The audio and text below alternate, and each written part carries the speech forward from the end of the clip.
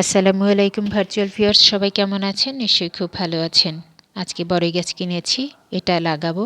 এটা সম্পূর্ণ পদ্ধতি সঠিকভাবে দেখানোর চেষ্টা করব ইনশাল্লাহ। তো চলুন, আমি প্রথমে মাটি রেডি করে নিয়েছি, পুরনো গোবর, ছাই, গার্ডেন সয়েল এবং বাজার থেকে কিছুটা পেঁয়াজ খোসা এনেছি, সেটা মিক্সচার করে নিয়েছি। আর আমি একটা ড্রাম নিয়েছি, ড্রামের নিচে আমি কিছু টুকরো পাথর দিয়ে দিয়েছি যাতে করে কোনো রকম পানি জমে না থাকে, এবং এটা আমি ট্রাই করে নিয়েছি। তো এ পর্যায়ে আমি দেখাচ্ছিলাম যে মাটির মিশ্রণটা কতটুকুন ড্রামে দিব। আমি ড্রামে মাটিটা ভরছি, জাস্ট 1/3 ভরে নিয়েছি। 1/3 ভরে নিয়ে এ পর্যায়ে আমি গাছটা রোপণ করব। তবে অবশ্যই মাটিটা কিন্তু একটু ভালোভাবে মিক্সার করে নিতে হবে। আমি সাথে কিছুটা ফাঙ্গিসাইড দিয়েছি। তো আমি এই গাছটি আজকে লোকাল মার্কেট থেকে কিনেছি। গাছটির দাম নিয়েছে 120 টাকা। আমার কাছে 200 টাকা চেয়েছিল, বাট আমি অনেক দরদাম করেছি। পরিশেষে ভদ্রলোক আমাকে 120 টাকায় গাছটি দিয়েছে। আমি তো খুবই খুশি। এই বড়ইর জাতটি মূলত নারিকেল বড়ই বলে, বাট আমরা জানি বাঁকা বড়ই লোকালি বলা হয়, অনেক সময় এটাকে লম্বা বড়ই বলা হয়। এটা কিন্তু কলমের গাছ। এখানের কলমের জয়েন্টটা খুব সুন্দরভাবে লেগেছে। আমরা যখন গাছ কিনি তখন কিন্তু এটা খুব ভালোভাবে লক্ষ্য করতে হবে যেন যেখানে জয়েন্টে থাকে সেটা খুব ভালোভাবে লেগে যায়। এ পর্যায়ে আমি মাটিটা অর্থাৎ প্যাকেটটা আলাদা করব, মাটি যেন কোনোভাবেই না ভেঙে যায়, যার কারণে আমি 2 পাশ থেকে কেটে নেব। এটাই হচ্ছে মেইন টেকনিক। অনেক সময় আমরা করি কি, একদিক থেকে কেটে নিই যাতে করে মাটিটা ভেঙে যায় এবং শিকড়গুলো ছিঁড়ে যায়। ওই ক্ষেত্রে অনেক সময় 3টা যদি একটু বড় হয় সেক্ষেত্রে 3টা কাটা দিয়েও নেওয়া যেতে পারে। তো সেটাই খুব আলতো হাতে কাজটা করতে হবে।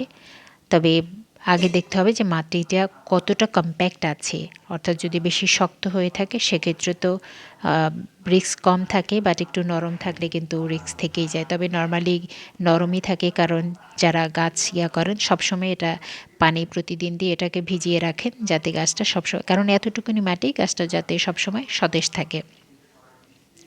তো এই পর্যায়ে আমি আমার মাকে বললাম যে মা, আপনি একটু আমার গাছটাকে ধরে দিন, কারণ মায়ের হাতে খুব সুন্দর গাছ হয় আলহামদুলিল্লাহ।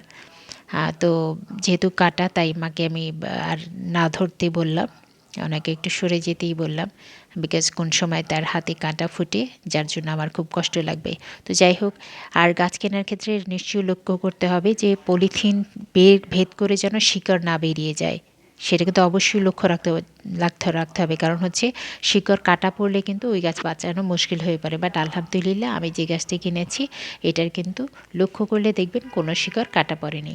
বিসমিল্লাহির রহমানির রহিম। আমি গাছটি যথারীতি সোজা করে বসাবো, যতটা চোখের দৃষ্টিতে পারা যায় ততটাই সোজা করে বসাতে হবে। একটু এদিক সেদিক করে একটু চাপ দিয়ে, যেহেতু মাটিটা বসিয়ে তখন আমি কিছুটা চেপেও নিয়েছি এবং আমি এটা দেখে নিয়েছি যে এটা কিভাবে সোজা আছে, কোনোভাবে বাঁকা আছে কি না, কারণ পটে লেবেল করে দিতে হবে। এটা হচ্ছে মেইনিয়া, কারণ সৌন্দর্যেরও তো একটা ব্যাপার আছে। তো যাই হোক, এ পর্যায়ে আমি ফাঙ্গিসাইড মেশানো পানি দিয়ে গাছটাকে সুন্দরভাবে ধুয়েও দিলাম, প্লাস পর্যাপ্ত পানি দিয়েছি। এতটা দিয়েছি যেন এটা ভেদ করে পুরো মাটি ভিজে হোল থেকে পানি গড়িয়ে পড়ে, এইভাবে পানি দিতে হবে। তো সেটা অবশ্যই আমি ম্যানসার ফাঙ্গিসাইড মিশিয়ে পানিটা দিয়েছি।